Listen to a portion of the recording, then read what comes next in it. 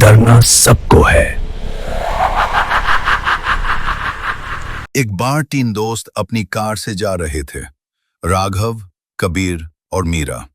एक सुनसान रास्ता था जहां न कोई इंसान था न कोई जानवर। उनकी कार तेज रफ्तार से सड़क पर चली जा रही थी। वे तीनों आपस में बात कर रहे थे। राघव जो कार चला रहा था बोला, ध्यान, सड़क पर कोई आगे खड़ा है।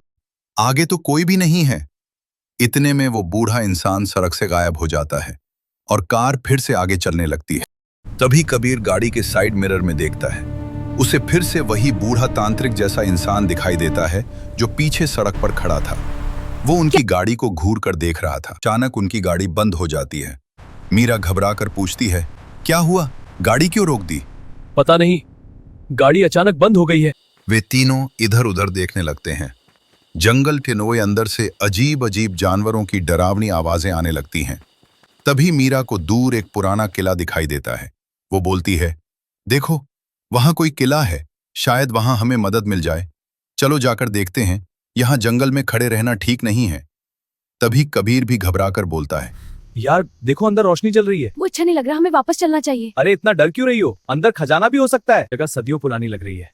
लग रहा है कोई हमें देख रहा है। बस तीनों धीरे धीरे सीढ़ियां चढ़कर अंदर जा रहे हैं। तभी अचानक दरवाजा अपने आप जोर से खुल जाता है।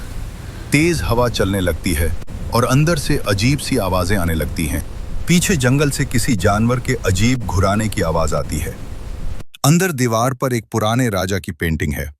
राजा के पीछे एक डरावनी परछाई खड़ी है।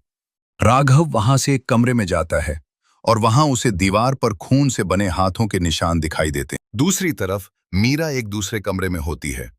वहां उसे काले जादू का सामान दिखाई देता। एक काली डरावनी गुड़िया, नींबू, सिंदूर, एक पुरानी किताब और कुछ मंत्र लिखे हुए पन्ने।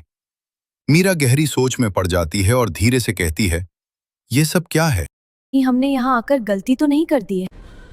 यह क्या है? हड्डियों का ढेर! भागो यहाँ से! तभी एक दूसरे की आवाज सुनकर तीनों दोस्त एक ही जगह इकट्ठा हो जाते हैं।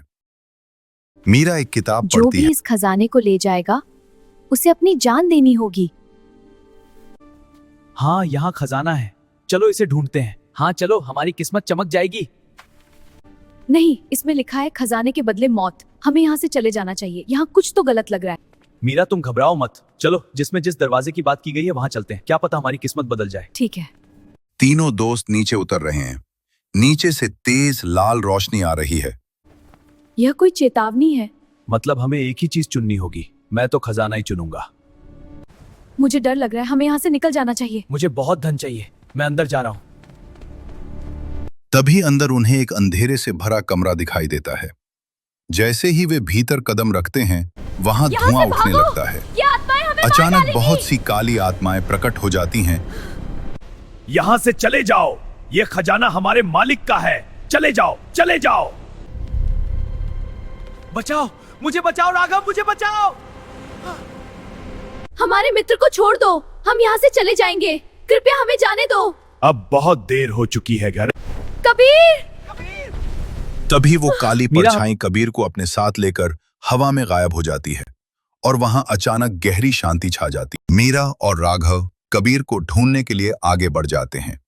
तभी उन्हें एक दरवाजा दिखाई देता है जिस पर कुछ पहेलियां लिखी हुई होती हैं। दोनों देखते हैं कि दरवाजे की दीवार पर एक पहेली लिखी अंदर हुई जाने है। के लिए ये सुलझाना होगा। ऐसी कौन सी चीज हो सकती है? मेरा दिमाग काम नहीं कर रहा। जल्दी सोचो, हमें इसका उत्तर ढूंढना ही होगा। तुम्हें हमें यहाँ नहीं लाना चाहिए था। ये सब तुम्हारी वजह से हुआ है। हमेशा मेरी ही वजह से सब होता है। क्या तुमने कभी कुछ नहीं किया? तभी मीरा के इस व्यवहार से राघव के मन में एक विचार आता है। वो सोचता है, मीरा मेरे भीतर बुराई देख रही है लेकिन अपने भीतर कभी नहीं देखती। इसका अर्थ है कि इस पहेली का उत्तर है बुराई। मीरा और राघव दोनों दरवाजे पर जाकर खड़े हो जाते हैं और बोलते हैं, इसका जवाब है बुराई। और तभी दरवाजा अपने आप खुल जाता है। मीरा और राघव दोनों अंदर भागने लगते हैं और भागते भागते वे दोनों एक ऐसी जगह पहुंच जाते हैं जो देखने में बिल्कुल अजीब थी। वहां एक अलग ही दुनिया थी जो बहुत डरावनी थी, भूतों की दुनिया। ये सब क्या है? ये कौन सी जगह है? मीरा और राघव कहां पहुंच गए?